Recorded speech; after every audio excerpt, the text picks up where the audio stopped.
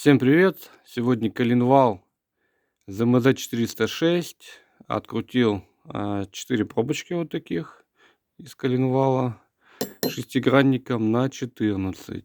И вот что внутри. Это из двух мест.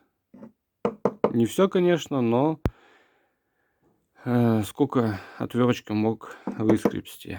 А вот наглядно, смотрите. Специально одно место не трогал. Вот, видите, что там творится.